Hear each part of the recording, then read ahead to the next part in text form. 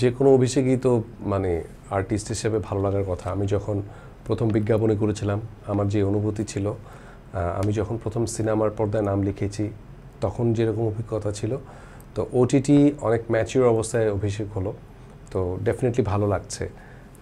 অনেক চ্যালেঞ্জ নিয়ে কাজ করেছিলাম তো এই এই মায়া ফিল্মটাতে, সো এই জন্য অভিজ্ঞতা আরও বেশি ভালো লাগছে। না মানে আমাদের তো যারা অভিনেতা তাদের তো বেশ কয়েকটা মাধ্যম আছে। লাইক ধরেন আমি তো মডেলিং দিয়ে শুরু করেছি, আমি ফিল্মে আমার ক্যারিয়ার, ফিল্মে আমার লম্বা ক্যারিয়ার।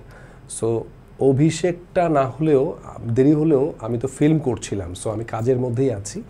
আর সবচেয়ে বড় কথা হচ্ছে যে আমি তো যেন তেন কাজ দিয়ে আমার ওটিটি প্ল্যাটফর্মের কাজটা শুরু করতে চাচ্ছিলাম না।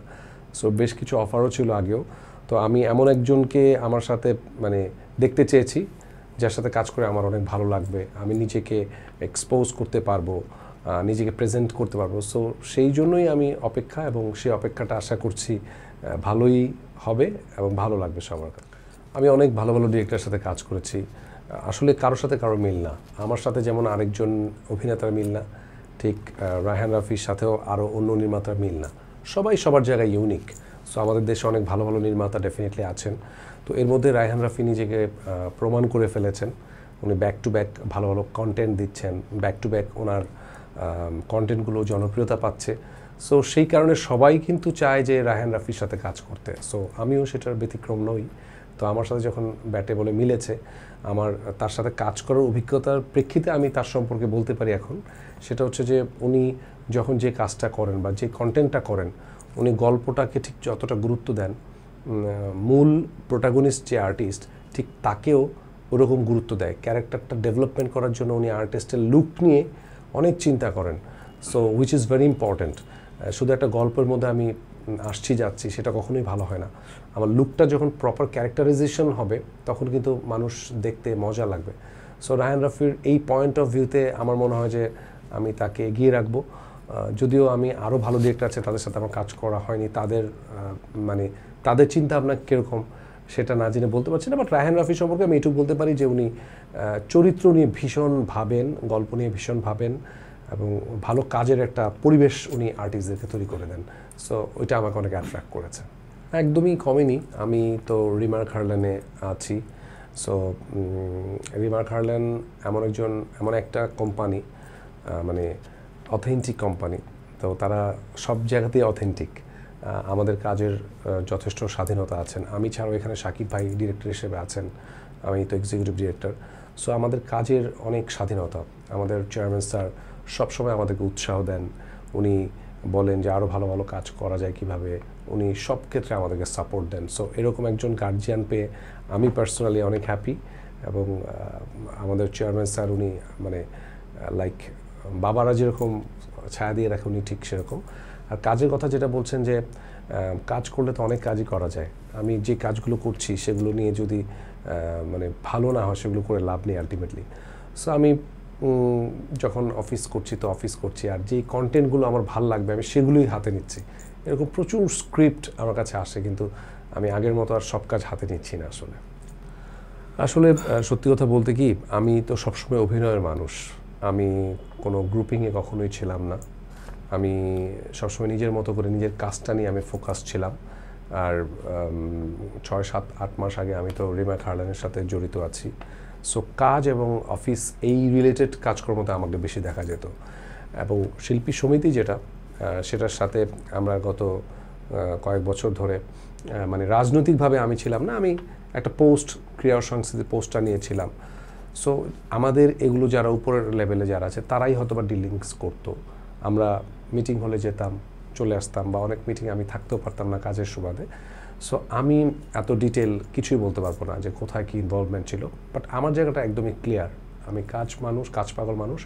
আমার যারা সিনিয়র ছিল তারা কোথাও ডাকলে যদি সময় থাকতো তাহলে আমি যেতাম, আদারওয়াইজ আমি কোথাও যেতাম না কখনো।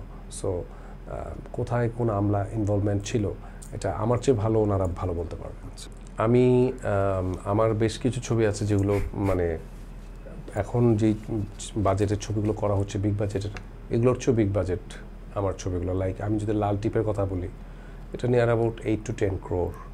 পদ্মপাতার জল ওই সময়ে অনেকের চেয়ে এটা বড় বাজেটের ছবি, বেশ বড় বড় বাজেটের ছবি আমি করেছি।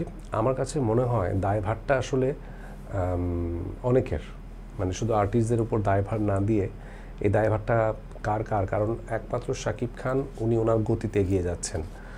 শাকিব ভাই যখন একটা কাজ করে ওনাকে যে অ্যারেঞ্জমেন্টটা দেওয়া হয়, আমি কিছুদিন আগে একটা ইন্টারভিউতে বলেছি যে একজন শাকিব খান এমনিতেই উনি একজন বড় সুপারস্টার বাংলাদেশের, তারপর ওনাকে নিয়ে একটা ছবি বানানোর জন্য 3 জন প্রডিউসার লাগে, লাইক চরকি, তারপরে SBF, তারপরে আলফাই, এবং ওই ছবিটা বানাতে আবার দেশের সেরা একজন ডিরেক্টরকে নেওয়া হয়, রায়হান রাফি। সো এত কম্বিনেশন, যেমন আমি যে রায়হান রাফির সাথে আমি কাজটা করলাম, এটা OTTর অনুযায়ী বেশ ভালো একটা প্রজেক্ট, ভালো একটা বাজেট, কিন্তু আমি যখন রায়হান রাফির সাথে কাজ করেছি আমি বুঝতে পেরেছি যে ওনাকে যদি আরও 2-3 জন মিলে প্রডিউস করে আমাকে দিয়ে বানায়, সো আমরাও একটা বেটারমেন্ট পজিশনে যেতে পারবো। সো আমার মনে হয় যে দায়ভারটা অনেকটা প্রডিউসারের, দায়ভারটা হচ্ছে অনেকটা ডিরেক্টরদের মন মানসিকতার, এবং দায়ভারটা ডিরেক্টররা যখন আমাকে নিয়ে একটা জিনিস বানাবে, কন্টেন্ট বা ওই আর্টিস্টকে নিয়ে অনেক গবেষণা করে বানাতে হবে, তাহলেই আমার দেখবেন যে ইন্ডাস্ট্রিও চেঞ্জ হয়ে গেছে, সব কিছুই চেঞ্জ হয়ে যাবে। মায়া এই ওয়েব ফিল্মটা যখন আমি স্টার্ট করি, যখন এটা বিঞ্জের, এবং এটা যখন আমি স্টার্ট করি তখন রায়হান রাফির সাথে যখন আমি মিটিং করি, তখন উনি বলল যে আমি ডেফিনেটলি আমরা একসাথে কাজ করতে চাই আপনার সাথে। আমি বললাম যে আমিও তো এক্সাইটেড যে আপনার সাথে কাজ হবে। বললো যে কিন্তু এখানে বেশ কিছু চ্যালেঞ্জ আছে আমাদের। প্রথম দিনই বললেন কী চ্যালেঞ্জ, যে আমার তখন নতুন একটা লুকের জন্য হেয়ার স্টাইলগুলো অনেক বড় ছিল। বললো যে প্রথমে আপনার চুল একদম কেটে ফেলে দিতে হবে, এটা কি পারবেন? আমি বললাম যে অবশ্যই পারবো, মানে আপনার কন্টেন্টটা যতক্ষণে শুনলাম, আমার এই কন্টেন্টের প্রতি আমার একটা দুর্বলতা ছিল, মানে সমাজকে কিছু মেসেজ দেওয়ার ছিল। আমার অভিনয়ের মাধ্যমে যদি আরও 100 জন লোক যদি একটু সচেতন হয়, আমি বললাম যে কন্টেন্টটা আমি করতে চাই। আর ডেফিনেটলি আমার first choice definitely Raihan Rafi ছিল, আর রায়হান রাফি ভালো গল্প ছাড়া কাজ করে না, এটাই আমার মেইন ফোকাস ছিল। তো আমি যখন কাজটা করলাম, এর মধ্যে রায়হান রাফি আর আমি অনেক দিন শুধু মানে গল্প করলাম, আড্ডা মারলাম। আমি বললাম যে ভাই কি আড্ডা মারতে মারতে উনি আমাকে বোঝার চেষ্টা করছেন, আমি ওনাকে বোঝার চেষ্টা করছি। সো ওনার নিশ্চয়ই একটা স্ট্র্যাটেজি থাকে কাজের ক্ষেত্রে, হয়তো বা সবার ক্ষেত্রে। উনি আমাকে অনেক বোঝার পর তারপর আমরা আস্তে আস্তে অনেক দিন সময় নিয়ে আমরা লুক সেট করলাম, ক্যারেক্টারাইজেশনের যে লুকটা থাকে সেটা সেট করলাম। এটা অনেক দিন পার হয়ে গেল, প্রায় মাসখানেক করার পর আমরা যখন চরিত্রে ঢুকলাম, তখন আমার জন্য যেরকম ইজি হয়ে গেল, রায়হান রাফির জন্য ইজি হয়ে গেল। দুজনের কম্বিনেশনটা ভালো হলো। উনি কি বলতে চাচ্ছে আমি বুঝতে পারছি, বা আমি যদি কোনো কিছু একটা করি উনি সেটা নিচ্ছেন। সো এরকম করে আসলে কাজ করা উচিত। বা আমার প্রিভিয়াস যে ফিল্মগুলো ছিল, এখন আমার মনে হচ্ছে যে সেই ফিল্মগুলো যদি আমি এইভাবে করতাম, আমার ফিল্মের সংখ্যা 40টা না হয়ে যদি 10টা হতো বা 15টা হতো এইভাবে, তাহলে আমার জন্য অনেক ভালো হতো। সো এই কাজটার মাধ্যমে আমি অনেক কিছু মাথায়ও নিলাম যে আসলে ভালো কাজ করার কিছু ফর্মুলা আছে। সো অভিজ্ঞতা বলবো যে শুটিং টিমটা অনেক ফ্যান্টাস্টিক একটা টিম ছিল। এটার প্রোডাকশনে ছিল বিঞ্জ, তারা fantastic. Raihan Rafi whole team fantastic, আমাদের কো আর্টিস্ট সবাই ফ্যান্টাস্টিক, সবাই সবার জায়গা থেকে আমরা চ্যালেঞ্জ নিয়ে কাজ করেছি। সো এত চ্যালেঞ্জ, এত ডেডিকেশন থাকলে ডেফিনেটলি ভালো কাজ হয়। আর রায়হান রাফি তো ডিফারেন্ট টাইপের কন্টেন্ট বানায়, আপনারা জানেন। যদিও কেউ যেন তুফানের সাথে এটা কম্পেয়ার না করে, কারণ এটা একটা OTT প্ল্যাটফর্মের ওয়েব ফিল্ম, এটা একটা স্টোরি বেসড গল্প। যেরকম আপনি আমির খানের কোনো একটা কন্টেন্টের সাথে সালমান খানের কন্টেন্টের মিল পাবেন না, অ্যাক্টিং বেস। সো আমাদেরটা অনেকটা এরকমই। তবে এইটুকু বলতে পারি যে এটা দেখে সবার ভালো লাগবে। সমিতি আসলে মানে দেখেন, মানে আমি বা আমার সাথে যারা কয়েকজন আর্টিস্ট আছেন, কেউ আছে সমিতি রিলেটেড, মানে তারা সমিতিটাকেই সবচেয়ে বেশি প্রায়োরিটি দেয়, যে একটা সমিতি থাকবে, সমিতিতে যে বসবো, সমিতির হয়ে বিভিন্ন জায়গায় যাব, সমিতির বিভিন্ন জায়গায় কথা বলবো, কমিউনিকেশন করব। সো ওই দিকটাতে ওনারা সফল। বা আমি বা আমরা যারা কয়েকজন আছি, আমরা কিন্তু সমিতি রিলেটেড না, আমরা প্রোগ্রাম হলে যাই, আদারওয়াইজ যাই না। আমরা দিন শেষে কাজ করতেই চাই, এখনও চাই, আগেও চেয়েছিলাম, ভবিষ্যতেই কাজই করতে চাবো। সো সমিতি একটা থাকা এই জন্য ভালো যে প্রপার ওয়েতে ডেফিনেটলি আমি সবসময় বলি যে সমিতি যেন কোনো দিন রাজনৈতিক আশ্রয় প্রশ্রয় বড় না হয়। এটা আগেও আমি বলতাম যে সমিতি কেন রাজনৈতিক প্রশ্রয় বড় হবে, সমিতি সাধারণভাবে সব আর্টিস্টের জন্য থাকবে, এটা আগেও বলেছি আমি। কিন্তু যারা একটু মানে টপ লেভেলে কাজ করেছে তারা এগুলো নিয়ে মাথা ঘামায় বেশি, এটা আমরা মাথা ঘামাই না। সো আমার মনে হয় যে আবার সমিতি থাকলে একদিক দিয়ে যেমন বেটার, রাজনৈতিক ছাড়া যে কোনো একটা ঝামেলা হলে একটা সমিতিগতভাবে হলে আর্টিস্টদের জন্য উপকার, বা কেউ পেমেন্ট পাচ্ছে না সমিতিগতভাবে হলে হয়। সো এই রিলেটেড প্রোগ্রামগুলো হলে সমিতি ঠিকঠাক আছে। আর যদি ধরেন যে সমিতিটাকে একটা রাজনৈতিক জায়গা বানিয়ে ফেলে তাহলে সেটা নিয়ে আসলে সবার মতো আমার অবজেকশন আছে। সম্প্রতি আগে ছিল সেন্সর বোর্ড, এখন সেন্সর সার্টিফিকেশন।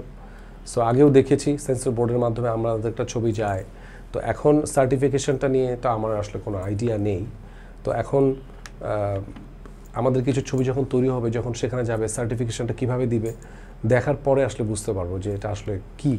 সো এখন এটা সম্পর্কে আমি জানি না, আমি সেন্সর বোর্ডই দেখে এসেছি এতদিন।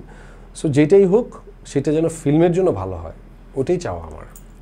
কোনটা নিয়ে কোন বিতর্ক বা কোনটা নিয়ে কোন ঝামেলা, এটা যেহেতু আমি এটার সাথে কোনোভাবেই রিলেটেড না, সো এইটা আমার মনে হয় যে যারা দিয়েছেন বা যারা করছেন তারাই ভালো বলতে পারবেন। এটা নিয়ে আমার আসলে কমেন্টস করার কিছু নেই। সিনেমায় ব্যস্ততা বাড়বে বলতে কি, সিনেমাই তো করছি আমি। আমার 3 থেকে 4টা ছবি রেডি হয়ে আছে, সেগুলো রিলিজ পাবে খুব শীঘ্রই।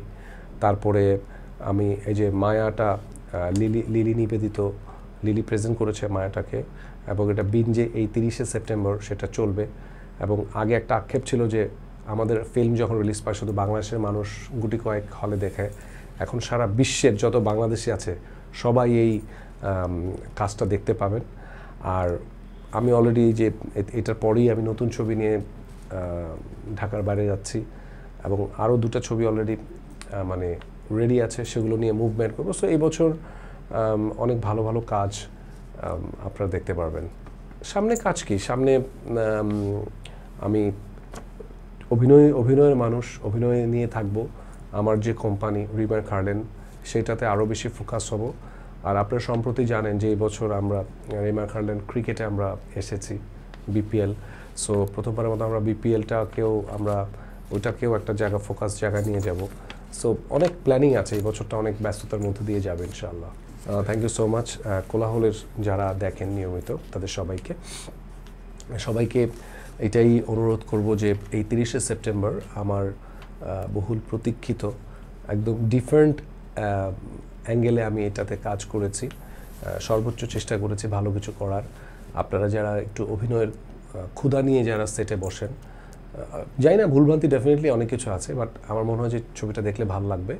30শে সেপ্টেম্বর বিঞ্জে আপনারা এটা সাবস্ক্রাইব করে দেখতে পারবেন। যারা বিদেশে আছেন তাদেরকেও রিকোয়েস্ট করছি এটা দেখবেন। আমার মনে হয় যে মায়াটা দেখে আপনার মায়া বাড়বে, মায়া কমবে না।